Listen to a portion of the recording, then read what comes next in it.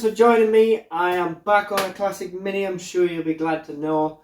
I'm working on a 92, 93 City, can't remember.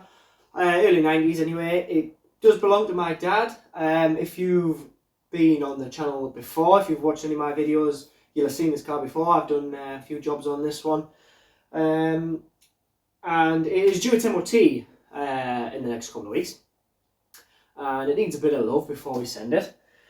Mainly, the only real problem is there is too much play in one of the radius arms at the rear, driver's side. So we are going to tackle that in this video. And also, I've got some nice sexy bits in this box here. While I've got the radius arm in bits, this is a problem, this should fix a problem that I'm seeing more and more on classic Minis. I'll just get the bits out. I haven't even opened the box yet. I have fitted these before. It was before I started my YouTube journey, but there is a post on my social media. Come on.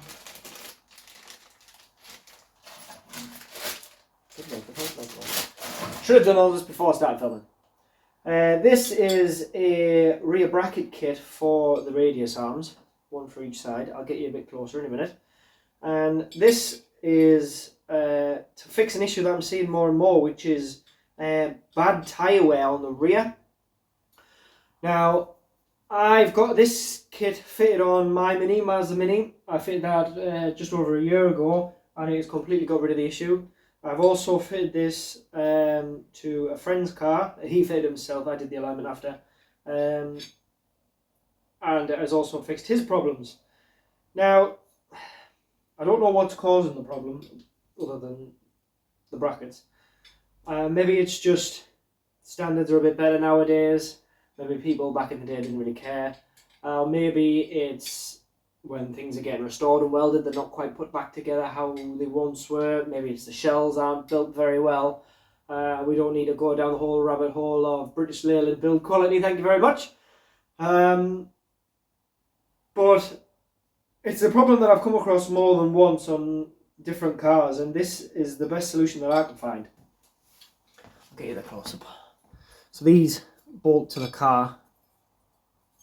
Which side are we? This kind of way.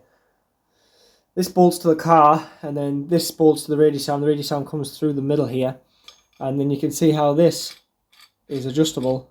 If I get you that, you've got this range of adjustment there for toe, and you can also change camber by moving it up and down. If you see, there's little teeth, so they lock together.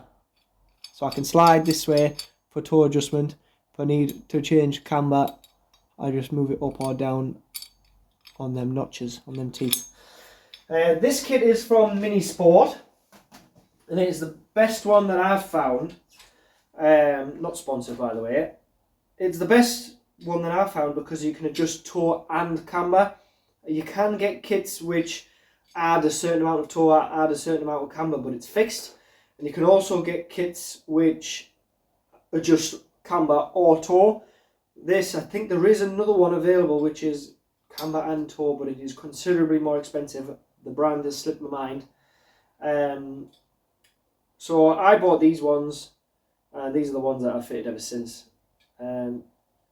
You've got so much movement and adjustment, which means you can get the wheel alignment absolutely spot on. And I'm sure everybody knows that Minis are fantastic little cars around the bends. But I was surprised by how much of a difference they made. I always felt like my Mini handled really well. I didn't have any concerns about how it drove, apart from the tyre wear on the back, because it had too much toe in. Once I fitted them and managed to get the toe off, and within the proper specification, the driving experience is absolutely transformed. It has absolutely come alive. And it's only a little car, the little engine, it isn't fast. But the way that you could chuck them about is just fantastic. And that kit really does help. So I think, even if you've got a standard car, if you've got a classic Mini, I think you should be investing in a pair of these. I think they're not even that expensive. They're definitely less than £100. They're fairly easy to fit. It just means you need four-wheel alignment after. which for myself isn't a problem because I do have access to a Hunter wheel alignment machine. Not here. That's for a different video. But yes, so while we've got the radius arm off, we're going to go ahead and fit them, as the car that we're working on is getting a little bit of odd tyre wear on the back. So hopefully that will fix that. So let's get out there. I'm a bit disappointed we've lost summer now. It's definitely moved on, hasn't it? I'm working outside because, you know, you can nearly see both ends of my garage. I can't get everything in here, so I do a lot of the work outside on the front. It just means I've got my big coat on. I'm probably going to have to find my hat. And we'll get it done as quick as we can before we freeze. So let's not drop all them bits out of the box. Let's get out there, get the car jacked up, get the wheel off, have a look at what we're playing with, and see how far we get before I get too cold and sick. Let's go! Okay then, here we are, we've got the car jacked up, and I've got my head in the shadow, in the light. Let's put another one there. Right, so car's jacked up, turn the wheel. Now I'm going to make it so you can see the play. If you just look around here, on the end of this radius arm, I'm going to get my hand at the top and the bottom of the wheel and just give it a wiggle up and down.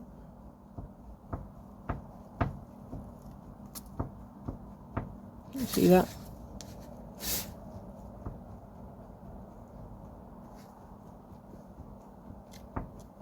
That's why we're changing the radius arm. Now, before I take the wheel off, just want to show you, you can see that wear there. It's wearing off on the outer edge as if it's got too much toe in. So the front of the wheel is too far in, the back of the wheel is too far out. So this edge is getting worn away. The wheel's sitting like this. It's getting worn away. That wear in the radius arm is probably contributing to that. However, the other side is the same, and there is no wear in the other radius arm. And this wear was starting long before we could feel any play in the radius arm. So I think us fitting the kit, like I mentioned earlier, is definitely a benefit. Let's get the wheels off.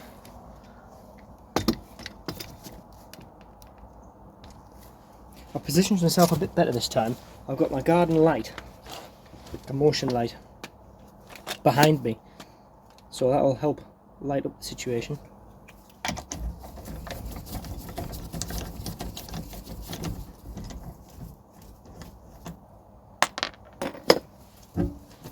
What we're going to need off, we're going to need brake pipe fitting off, we're going to need the handbrake disconnected, we're going to need this big nut that you can't see, this big nut off, there's another one at the other end we're going to need off, and then this bracket is to come off as well, but I'm tempted to leave that on until I can get in with some good access and less reasons to snap things. Because you really don't want to be snapping anything, because that'll just turn into a nightmare.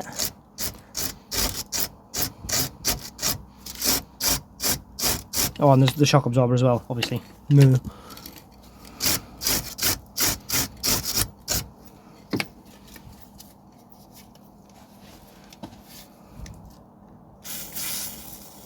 Right, completely forgot to mention that we're going to need all this off as well.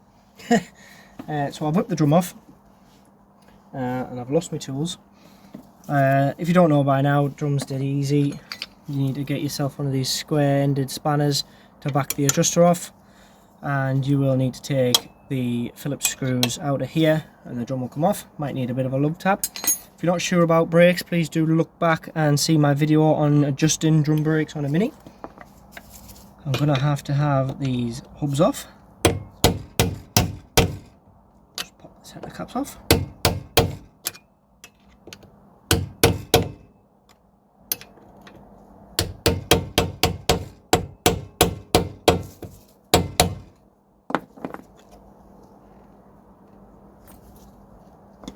Okie dokie.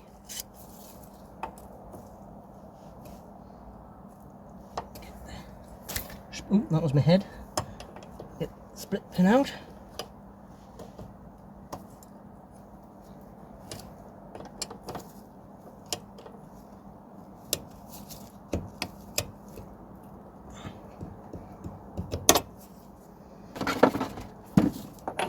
Socket on there.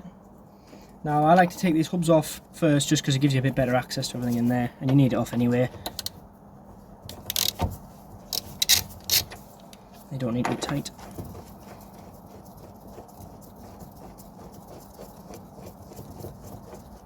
Right, now this is obviously covered in grease, the wheel bearing's in there. We don't want to get all of this stuff covered in dirt because this nut's got to go back on. I'll replace the split pin, but there's a washer there that needs to go back on. I haven't got anywhere to hand that's clean, so what I like to do is just pop your greasy bits back in the cap, because at least you know it's clean in there, and that'll hold them all for you. Saves you putting it on the floor and it getting full of dirt and all sorts of other mank, and then before you know it you've got more problems than you started with. There we go. Right, now we can get into here. So I'm just going to gently lubricate these bolts, very gently, because you don't want too much of lubrication in there because it might end up on the shoes. Right, and now I'm going to disconnect the brake pipe. So I've got myself a pipe clamp. Just nip that up there.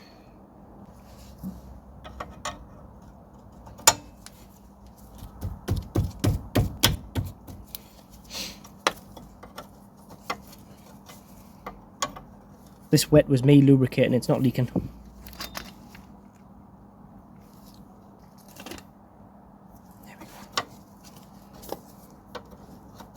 So we are going to have to bleed the brakes after this.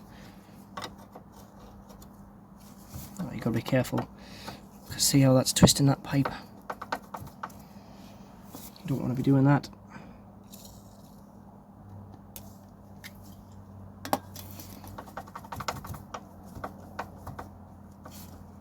Oh, that's a problem now, isn't it? Let's see if I can just hold it.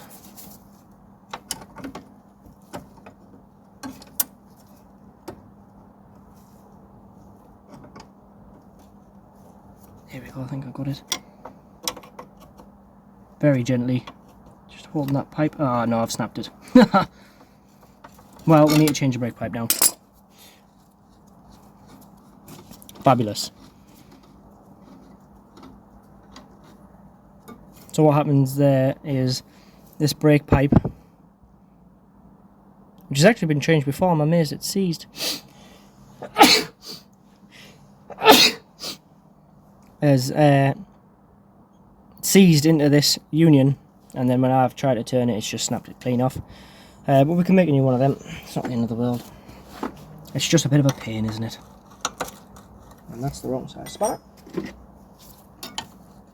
Still the wrong size spanner.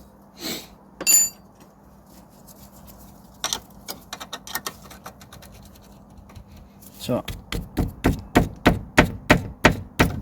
get this lock nut off. There we go. Got the nut off. Little washer on there as well. Pull that out of there. There's a washer on this side.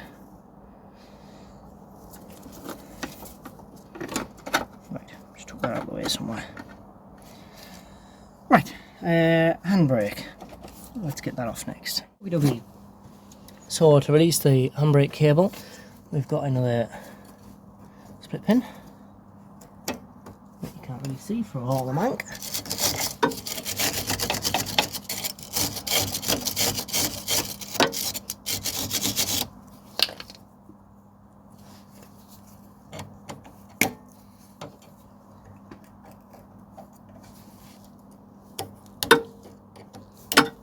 Come on, out you come. There we go. Split pin. Now that should just drop out of there.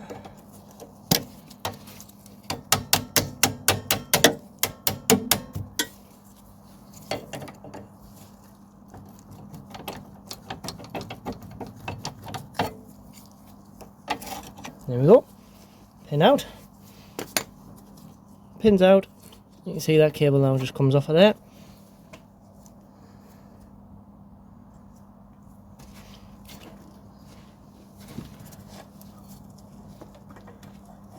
And now we can just unhook it from further back. we go. And you can get it stuck on that brake pipe. There we go. Right, so that is the handbrake cable hooped out. We're just stuck in the quadrant further back. So the handbrake cable now just flicks out of this quadrant piece, it's called.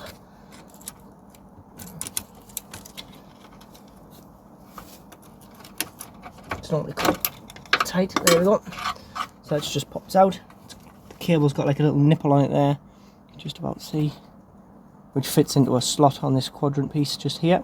These are normally seized. I'm quite surprised that that's as free as it is. We'll struggle on getting that out because we're going to need that piece and the pin out of this arm to put in the new one, but we'll do that when it's out because it'll be much easier on the bench. Now we can take this whole back plate assembly off. I'm going to leave all the shoes and gubbins on. We're just going to take the whole thing off. These 3 bolts, we'll let us take the whole thing off. Hopefully nothing gets stuck. It's going to turn, so spanner on the back.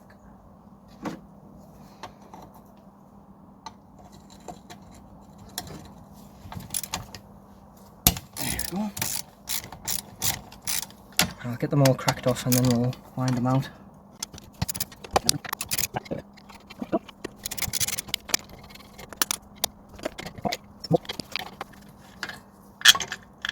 Two bolts. And then you'll get this bracket off. When you take the bottom 2 off, you'll get this bracket which holds your handbrake cable. I could have left that on the cable, but I thought 6 2/3, isn't it? So, and that's just the top one. Oh, that's still in my socket. There we go.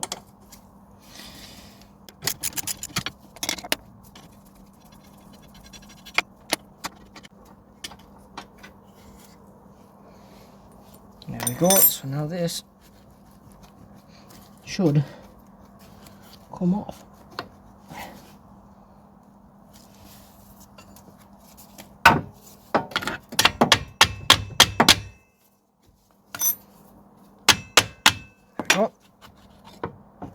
Now obviously the brake pipe's going to get snagged, but it doesn't matter because it's knackered anyway. And then you get your whole back plate assembly off in one go. No need to disturb your wheel cylinder or any of your shoes or any of that. That's somewhere safe. Right, loads of room now. So now we need the shock absorber bottom bolt off.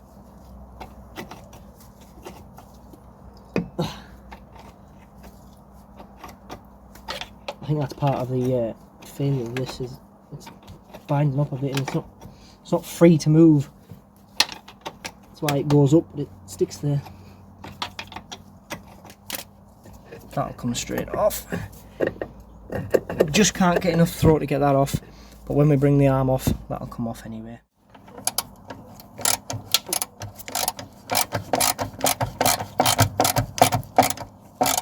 This is the nut on the inside, so I'm underneath now, all cack-handed. Ooh, as you can see. I'm going to put you down. And my front nut.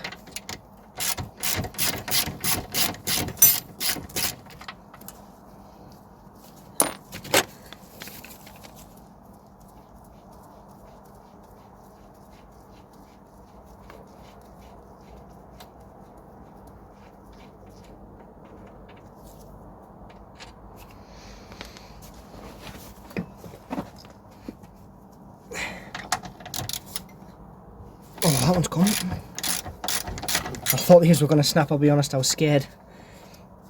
Hashtag pray for Ed.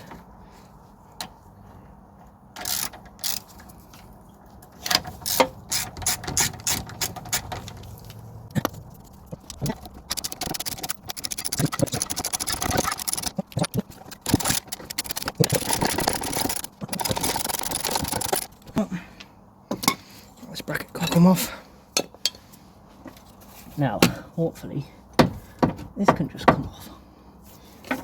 If this isn't going to be a big pain in the back.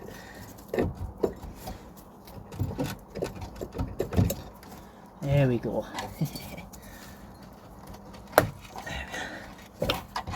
Oh. So, that's one radius arm. Just a bit of mank in there. I'll clean all this out before I fit the new one. You can see that knuckle joint there just popped out of its socket, which is what I wanted. I do have a new one if we need to fit it. And you can see the radius arm there. So that's where that knuckle joint goes in there. I do have a new plastic cup because the new ones don't come with that. And this is the bit that is broken.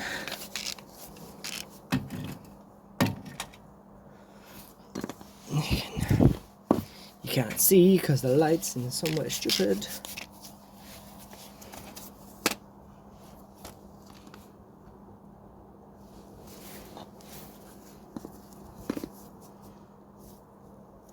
So you cannot see. You cannot see with this on. But basically, there's a big torch that's going flat.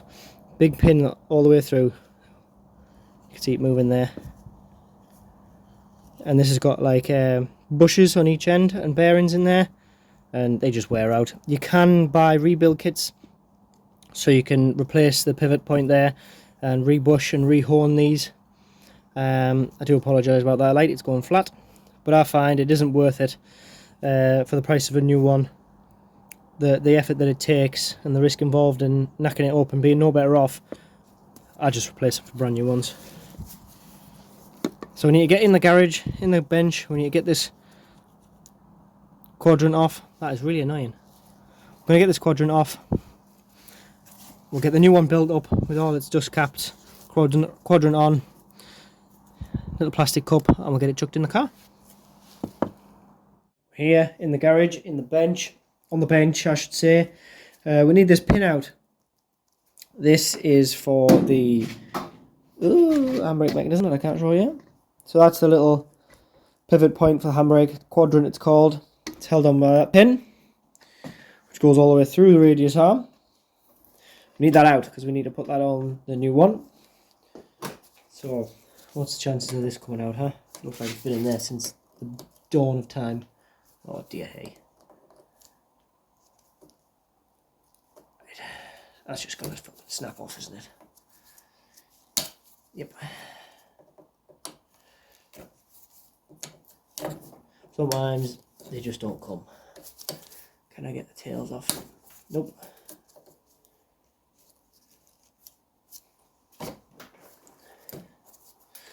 Champion.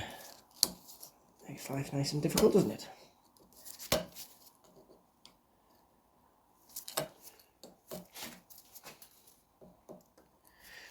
Try to get as much of that off as I can so I can at least get the pin out.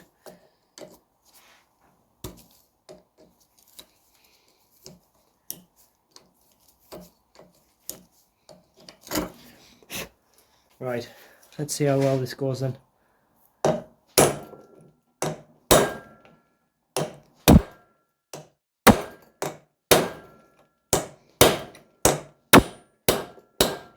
Oh, come on out.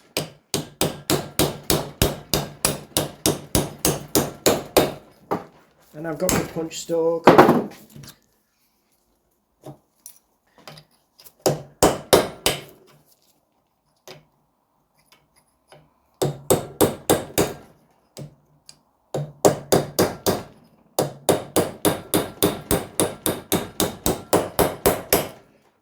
Ooh, got a greasy end.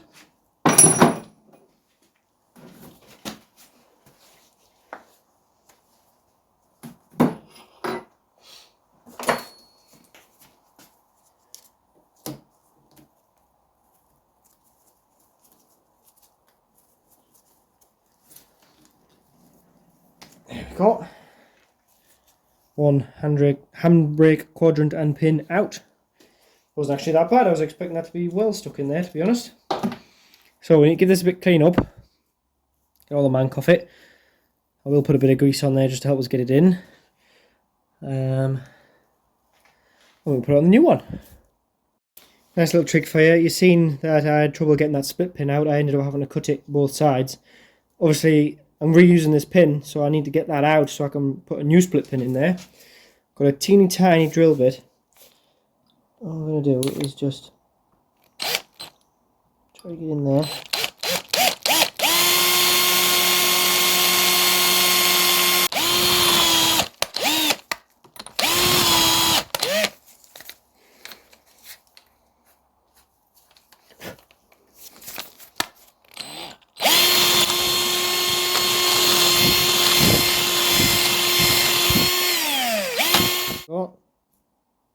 Got that old split pin out of there. Let's chuck it in the new one. Here then, got the new radius arm up here in the vise. Pop these little caps out, one each side. Okie dokie, so I've wire brushed this up, made it a bit nicer than it was. Make sure if you have this out that you put it back on the right way, because you'll see that this side is not the same as this side. There's a short side and a long side. Goes this way. So I don't really need to, if you've seen when I took the old one out, this hole was actually greasy. If I just pop my screwdriver in there, see that grease there? There? That's because where this pin goes is actually fed with grease from here. There's a grease nipple on this end. Whoop. Yeah, which supplies grease to the radius arm pivot point here, but actually also has a little hole that greases up this pin, so this should never seize if you're sticking to the correct service schedule. So I don't need to grease that hole because it's going to have grease in it, but that grease only greases this piece, only lubricates this piece. It'll not lubricate all the way at the top where this actually pivots in. So what I'm going to do, just to be on the extra safe side, just get a bit, that's too much, just get a little bit of clean grease around the top side of this pin, slap it on, just so inside there is greased as well.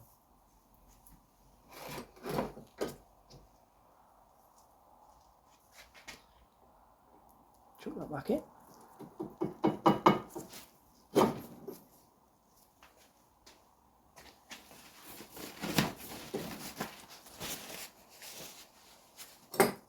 Small love tap. There we go.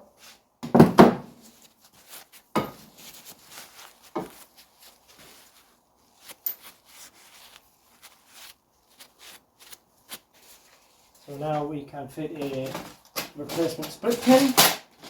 Don't be tempted to fit, I've mentioned this before, don't put the old one back in. Obviously I can't put the old one back in because it's in about 14 pieces. But if you do get these out on any part of any car, just put a new one in. Get a kit like this. It's got loads in, loads of different sizes. It isn't worth putting a used one back in because they're only thin.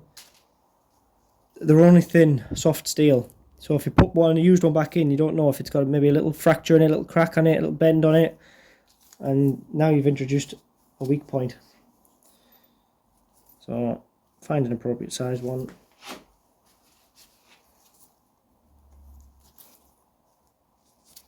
Whack it in. There we go. If your legs are a bit long like that, just trim them off.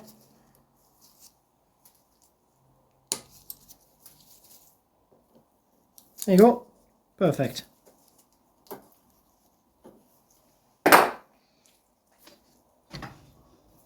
Ooh. So you can see now that is free to pivot. The handbrake cable will run around there and work as it needs to. So let's get this back in the car. There's a couple of little rubber dust boots we need to fit. But yeah, let's get it in. Right then, while we're here, we're going to change this knuckle joint as well. These have been changed not that long ago, maybe a year and a half ago. Well, actually, probably longer than that, probably more like 2 years ago. These were changed because they were knackered. However, they're a right pain to get that rubber boot back on the plastic cup that sits in the radius arm, and the plastic cups never want to come out of the radius arms once they're in. So I've got a new one, and I've gone ahead and pushed that into the hole there. So now we just need to take that one out. Should just pop out, there we go. Nice and easy. They're only a couple of quid, it's daft not to do it while you're in there. If we can get this in.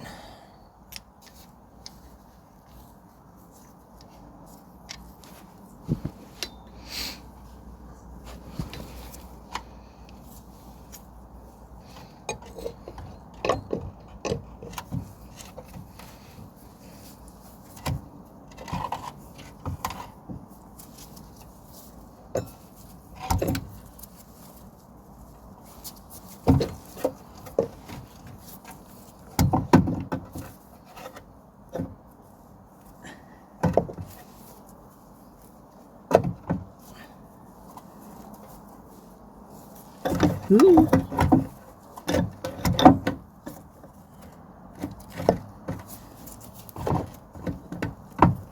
Come on.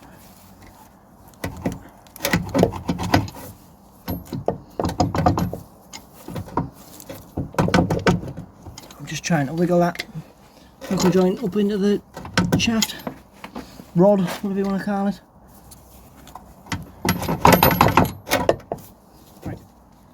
I've got it in, it was a bit of a chew. I've got to do a lot of wiggling, but I've got that side in the hole. The knuckle joint is in its little slot, and the cone did drop out, but I managed to reseat it, and I've got the bottom of the damper also on. So that can't drop off. I've put the nut on the other end just to stop this all falling off, just on loose. So we can put the bracketry on this end now. So this is the original bracket, and this is the one we're going to be fitting. So you can see here we've got this extra piece where the adjuster goes.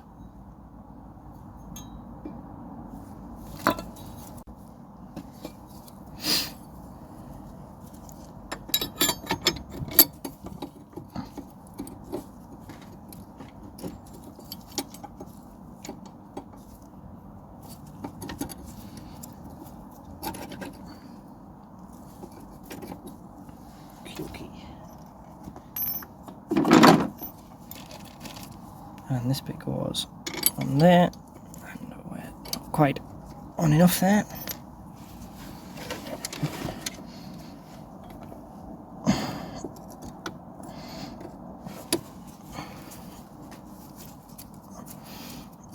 Let's get that push to get that rubber seal seated.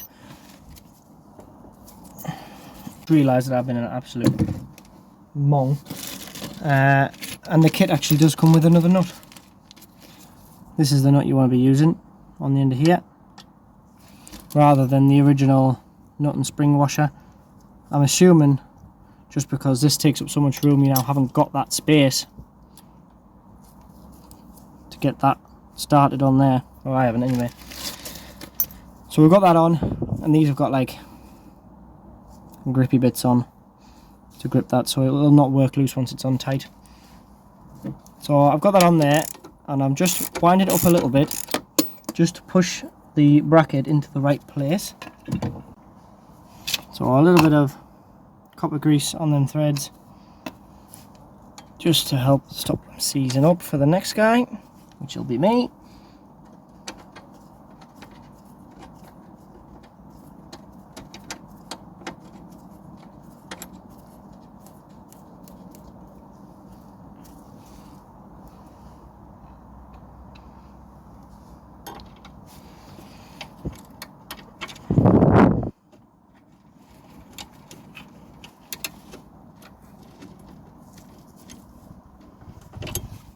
So this is how you get the change in toe with this kit. So when we come to do the wheel alignment, I'll adjust this into the correct position, set the camber by moving this up and down, tighten that nut up, and that'll hold the wheel exactly where we need it. So we can start building up all the rest of our stuff. I've got the back plate here. I have whipped out the brake pipe just because we need to replace that because we broke it. So we can get this on there. Before I do that, I'm gonna definitely not forget to put the washer on and the nut for the butt of the shock absorber.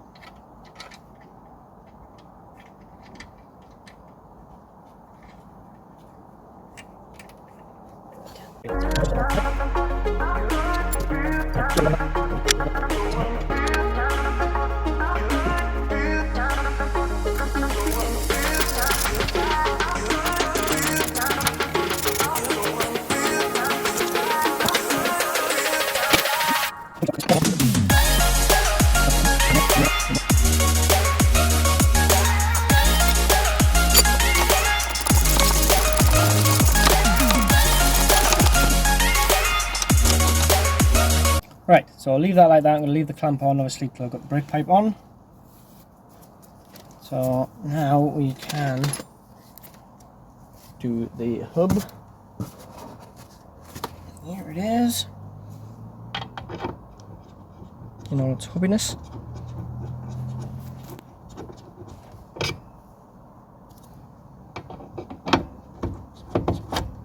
So right there, didn't think that was going to fit. Mild panic. Clean it mank out of there.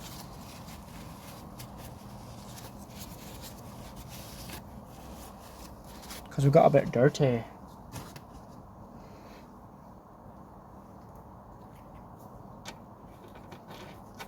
We can put the drum on.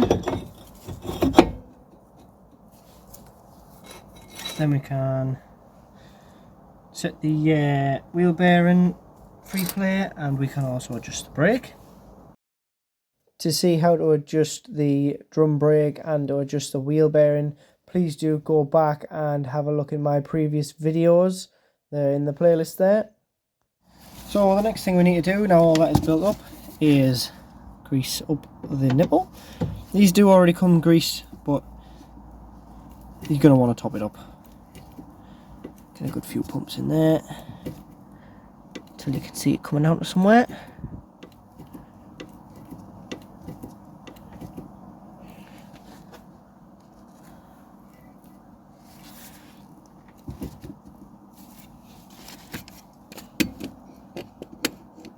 Oh, there we go. Pop that off. I can just get you in there. So if you look, just line that. Just in there. It's hard to see with the camera, it's easy to see in person. We've just got some grease squirting out of that back seal. So that means that that is now full of grease. All up in here is all full of grease. So that is done, essentially. I will obviously grease up. There's some grease points on the front and the other side as well. I've still got the other camber and toe bracket to fit on the other side. So I'll do that when I'm finished. This was supposed to be the end of the video, because we've finished replacing the radius arm and put them new brackets on, everything's tight and everything's done, apart from that brake pipe. That was not planned, so let's go in the garage and we might as well fix that. They're nice and easy once you know what you're doing, and it's only a little, so it won't be too much hassle. So let's hop back in there and finish it off.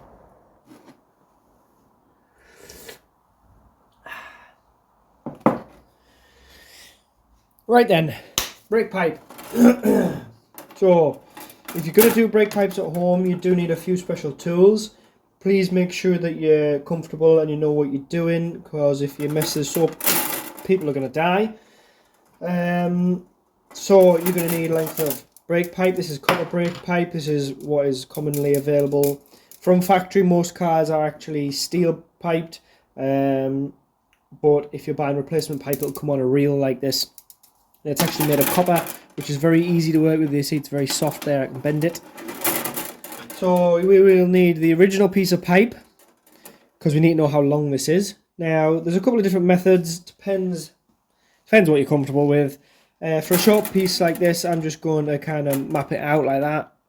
If it was a longer piece, what you can do is get a piece of wire or a piece of string and hold it on and kind of use that as a measure, and then you can reel out your pipe and use that as a mark. Whatever you're comfortable with. So I'm just going to line that up. Do a bit of one of these.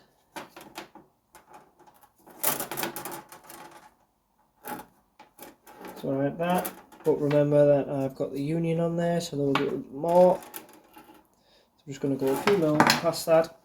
In my opinion, you're better off being a little bit too long than a little bit too short. If you're a bit long, you can always lose a bit of length in a bend. If you're a bit short, it then becomes very difficult. So you're going to want to get yourself a pipe cutter like this. You can get this from anywhere. Don't be tempted to chop this with choppers or a saw, because you need the end to be nice and round. So turny, turny, turny. Nip it up a little bit more. You get the gist. There we go. Get rid of that. Right.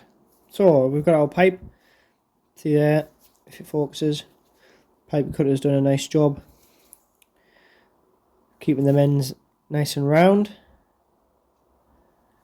you don't get that kind of end if you use a saw or side cutters or whatever. Right, so I'm going to reuse these old unions. There's nothing wrong with that. It is better to use new ones because new ones are nicer. However, I haven't got any new ones here with me, and I like these original ones. I like the shape of them because I'm a bit sad. So I'm going to save these. So I need to get out that old bit of pipe. So how am I going to do that? I've got a punch here.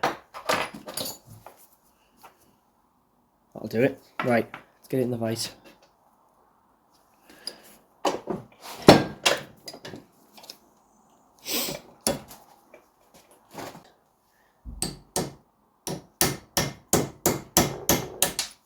Oh, winner, winner.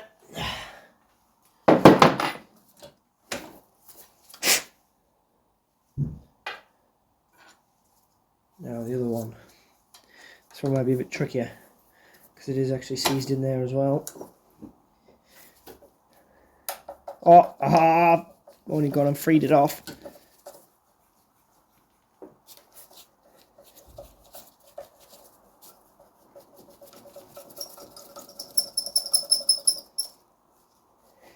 Right. So now what I can do is I'll just lob this end off and it'll come straight off, won't it?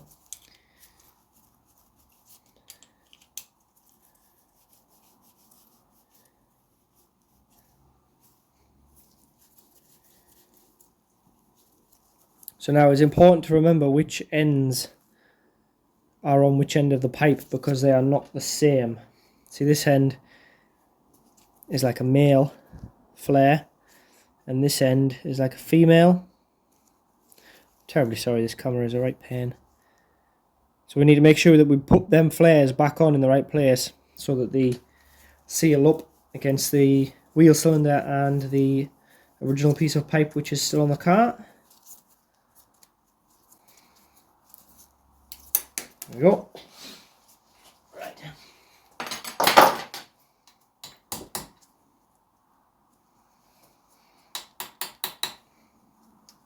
Still wants to be a pest.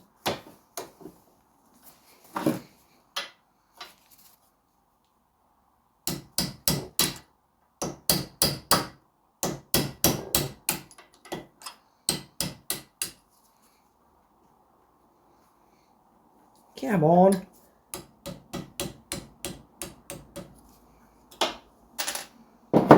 Right then. So I'm going to give these a quick wire brush off and a bit clean up. Make sure that they're all nice and good to use. Right. Let's get at it. So the next piece of equipment you will need if you are going to make your own brake pipes is a brake pipe flaring tool.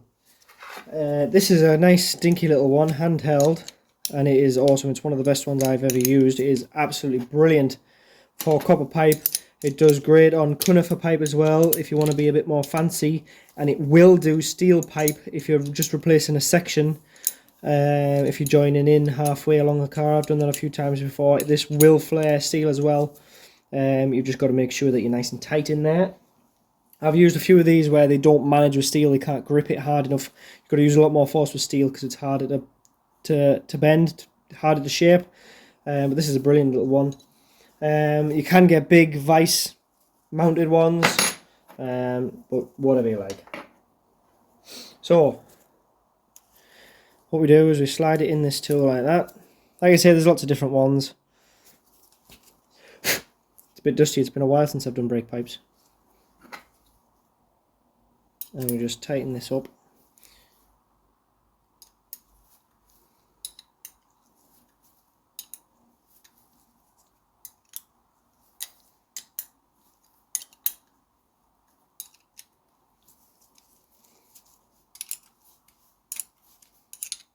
Tighten these two nuts up somewhat evenly. You're going to want them quite tight so it grips on. If you don't have these tight, all that happens is it'll push the pipe out of the tool and you won't have achieved anything. So get them quite tight. Right, I don't know if you can see that, but I've got, see there's a little line here.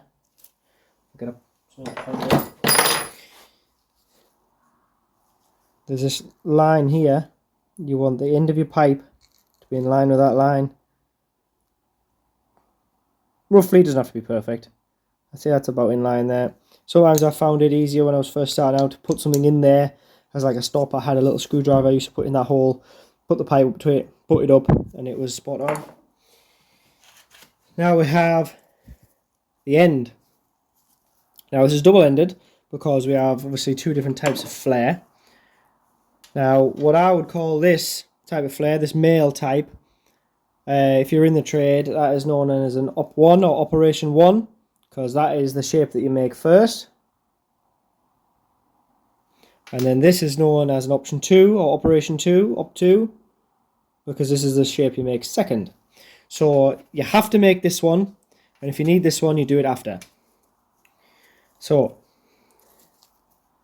to make an Operation 1, we're going to use this end. This did have a 1 and a 2 on it, but it's of some vintage now. Now, this kit also comes with special punch grease. So you just want to put a little bit on the threads just so it doesn't bind up, and a little bit on the top there, just so it doesn't bind up. Don't be fooled by the special punch grease. That is red rubber grease. Readily available special punch grease. Right, and then you chuck that in there. Get your spanner, whatever one that you need. Tighty, tighty, tighty. All the way till it bottoms out.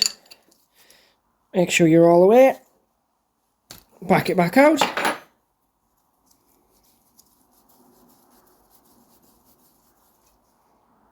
Hey. Oh, that's too tight, isn't it? I can't undo it. I told you to do it tight, now I can't undo it.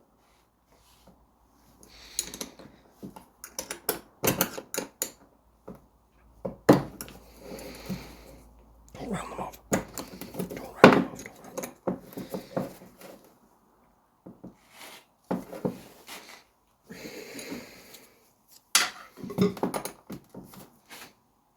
That's it. Whip that out. They're a bit stiff. Come on.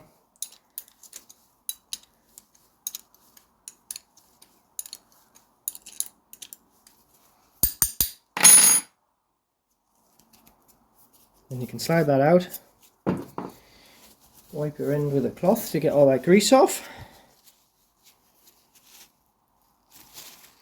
And you can see we have a nice Operation 1. Nice flare on there. So that needs to be on this end of the union. So this is the side that goes in the wheel cylinder. This side, which goes into the brake flexi pipe, needs an Operation 2. So we do exactly the same. Nearly. Don't forget to put your union on the right way around before you put the extra flare on, or you'll not get it on after. So same game, put that back on.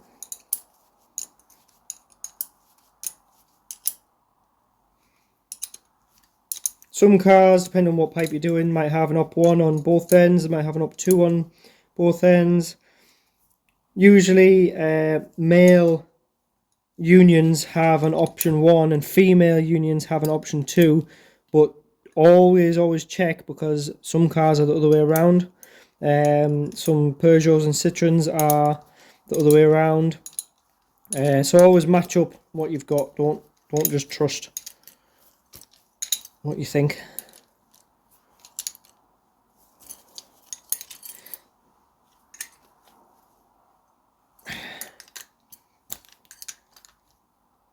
There we go. So we'll go again with special punch grease. It's full of bits, to be honest. Special punch grease.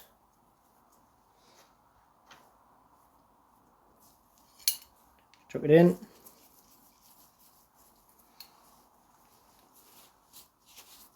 I've lost my cloth. Greasy fingers.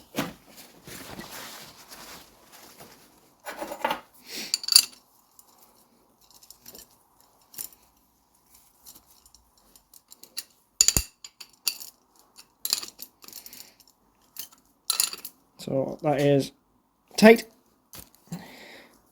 And then, like I say, we need a female flare, an option 2. So flip this tool over, put the other end in.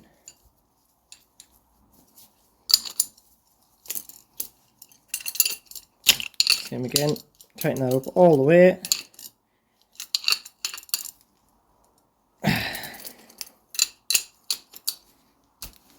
Take it back out.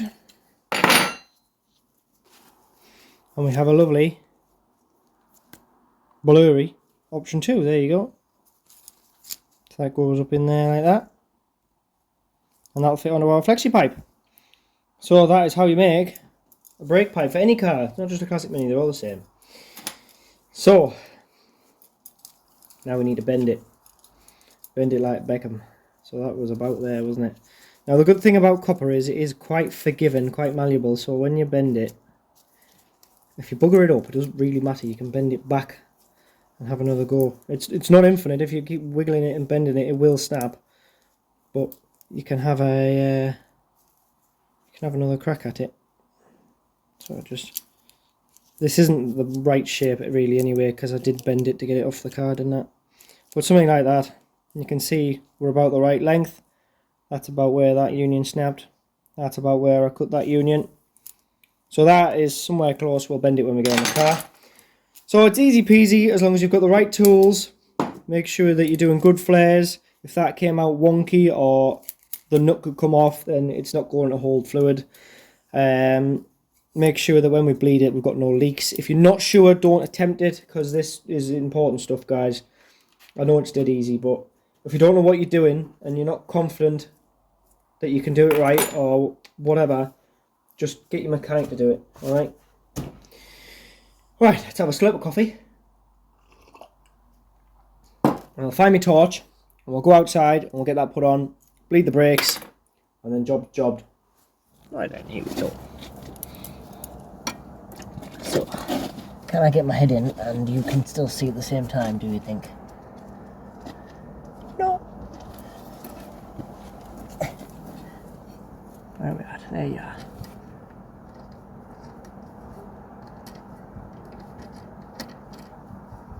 I'm just going to screw that in loose, just till I get the top end around.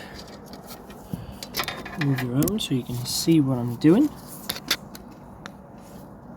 That's a good angle. So I'll say I've just got to bend it a little bit just to get it in the right place. Screw that on.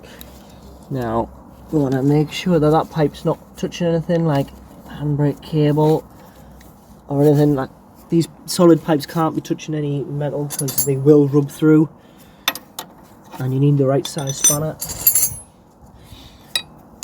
So now we can just tighten this up with still the wrong size spanner. Found the spanner. I was the spanner because I left it in the garage.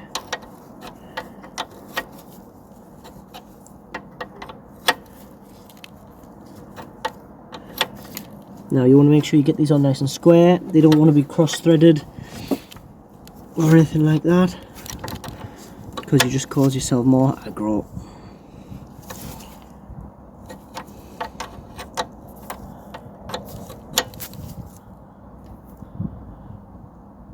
Now they want to be tight, but they don't want to be insanely tight because you'll just break something.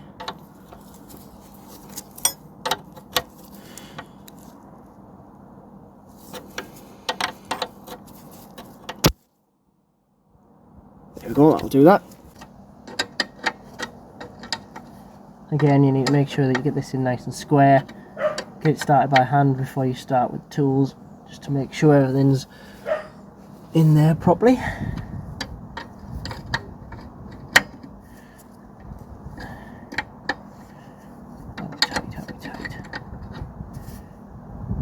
Now we tighten it off.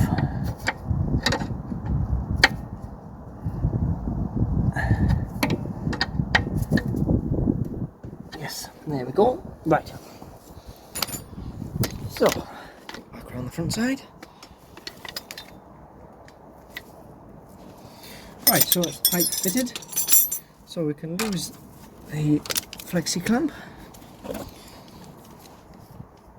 Don't worry, that little bump will soon go back to how it should be, just where I've had it nipped. So this is now open again, but the problem is that's full of air. We need to get the air out and get brake fluid in, so we will have to bleed the brakes. So if you watched my video on the Triumph Spitfire a couple of weeks back, you'll have seen me do this already. We'll go through it again. So bleed nipple cover off.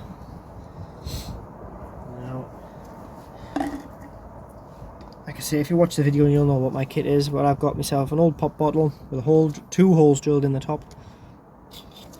Put the other end of that pipe in. This end's got a one-way valve, so this will go onto the bleed nipple. And because we've got a one-way valve in there, that means that the fluid can't return, so I can bleed this all by myself, like a big boy. So we're gonna crack the bleed nipple open. Just a little bit, we don't need to go mad. Put the pipe on. Oh, I've already got a little fluid coming out.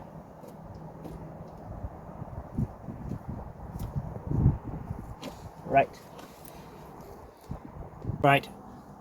I'm going to go inside and press the brake. You watch for fluid coming out of there.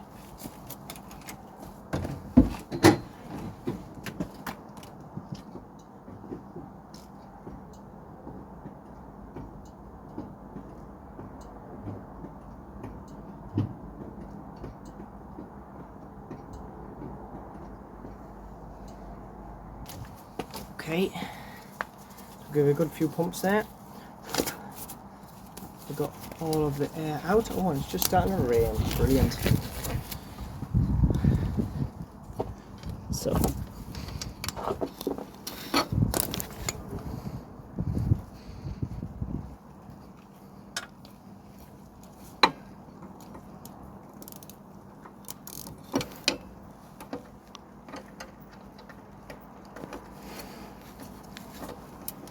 tighten that up.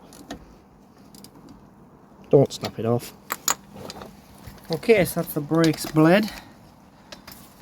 I'm getting wet. So now I'm going to press the pedal, make sure it feels good, and we're going to look out for any leaks.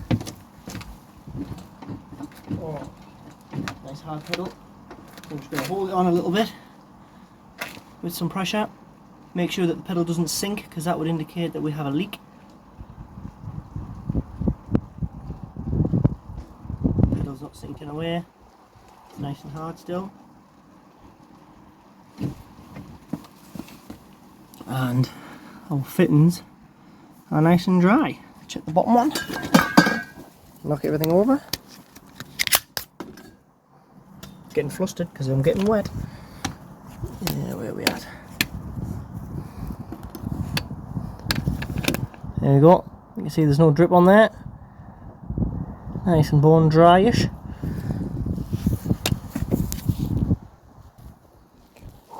Let's get inside before I get soaking, huh? Well guys, there we go, we are finally done and my coffee is empty.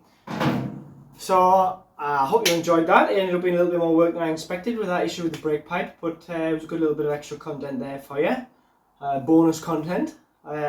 So yeah, if you've enjoyed the video, if it's helped you learn how to change radius arms on a classic Mini, and especially that adjustable camber and toe bracket as well, I hope that'll find some people who need it.